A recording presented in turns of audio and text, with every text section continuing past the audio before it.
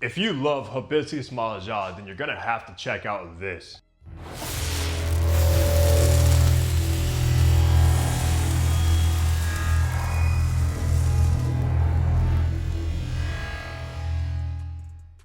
Hey, what's good guys? Hunter and welcome back to Fragrance Hunter. Good to see you guys. Today we are reviewing Rue Broca's League Premier. Have you guys heard of this house? Because they are actually sub-brands to Afnan, kind of like what Zamaya is. And you already know for the most part, if they're going to be associated with Afnan, they're almost guaranteed to be a banger. So I'm excited to be reviewing League Premier because it is inspired by Hibiscus Mahajad from Maison Crivelli, which is one of the most popular fragrances from that house.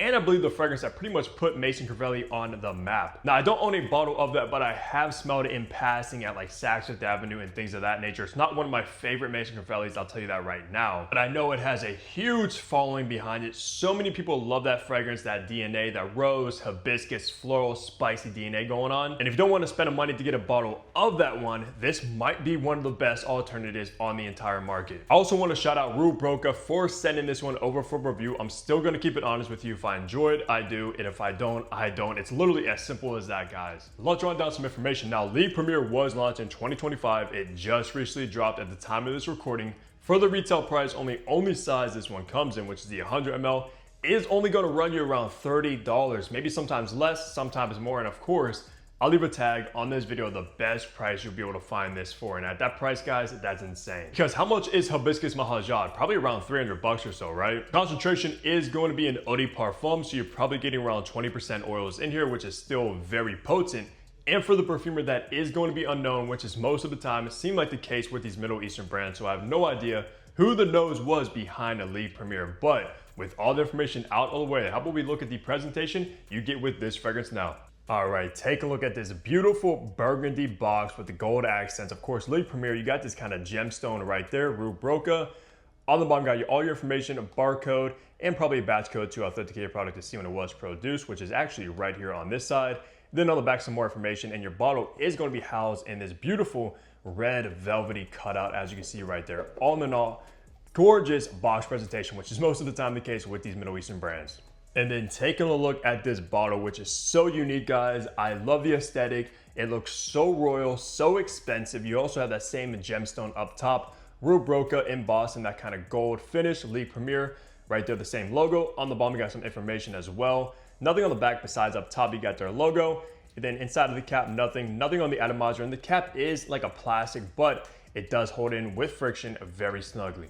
In the top, you got hibiscus and rose. In the middle, you're going to find vanilla, leather, and cassis. Into the base, you got peppermint, cinnamon, and musk. And this will be classified as a floral oriental. So let's spray this and test out these atomizers. Pretty good distribution on that. Unfortunately, not pressurized, but that's not the biggest deal. So let's go ahead and remind myself of League Premier. And of course, I'll let you guys do the first sniff. So in the opening of League Premier, it's going to be very, very similar to Hibiscus Mahajad without a doubt, because you're going to get hit with this very elegant, sophisticated floral hibiscus immediately. And honestly, I don't think any other fragrance in my collection really is dominant on hibiscus besides this now. And I love the elegant touch it adds, guys. Very, very classy smelling. And I think that's probably why Hibiscus Mahajad has a huge following behind it, because it smells so expensive. The hibiscus in this one is very green smelling, of course, very floral, but you're also going to get this extremely sharp rose behind the hibiscus, and it just kind of complements each other. But it definitely does have a very sharp, piercing opening, no doubt about that. So when you are trying this fragrance, be mindful of that kind of sharp floral opening. It does start to kind of settle out and smooth out as it dries down, but it definitely is very sharp on the top. And from what I recall, Hibiscus Mahajad had the same exact sharp opening as well, which is why I wasn't really the biggest fan of it, but still has got to be one of the most elegant florals I've ever tried. It's very, very sophisticated. And for a guy to be able to pull this off, it's gonna be very romantic. Now, as we make our way into the mid, it starts to change up a little bit. You're still getting the rose and hibiscus, but it starts to fade slowly because you're going to start getting this very green, bitter cassis note. Now, cassis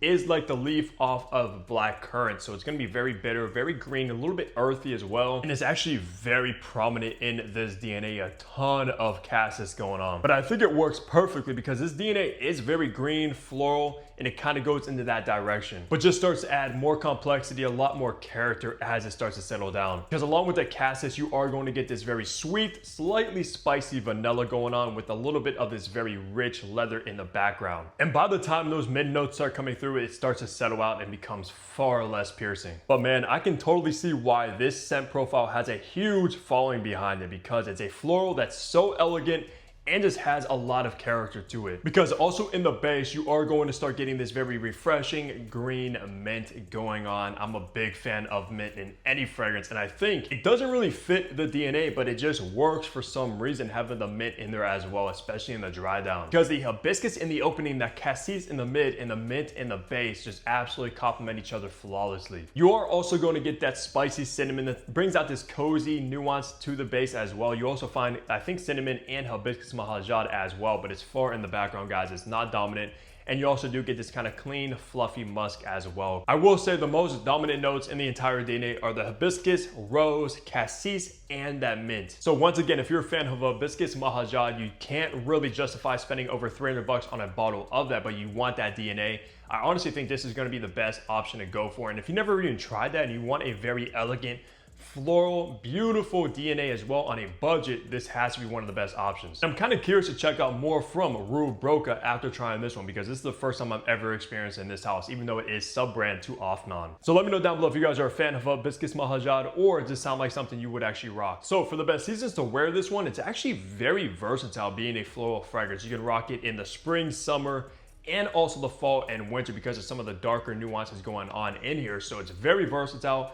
Pretty much could be signature scent worthy if you absolutely love this DNA. Because most of the time, floral dominant fragrances usually work best in like the spring, of course, and then like the summertime. But man, the vanilla leather, the cassis, and a little bit of that cinnamon definitely make it work in the fall and winter as well. For occasion, this is very formal smelling. It smells so sophisticated, so elegant, very luxurious, and extremely romantic. Absolutely something you want to wear like in the evening time, going on a date night, maybe going to a wedding, going to an elegant event where you want to dress up and make a statement and look a little bit classier. This is going to be great for that, because like I said, this absolutely gives me romantic vibes. So if you're like a lover boy or a romantic type of guy, this is something you're going to want to check out. For gender, I'm actually going to classify this one as unisex, leaning feminine. It definitely does lean on the feminine side.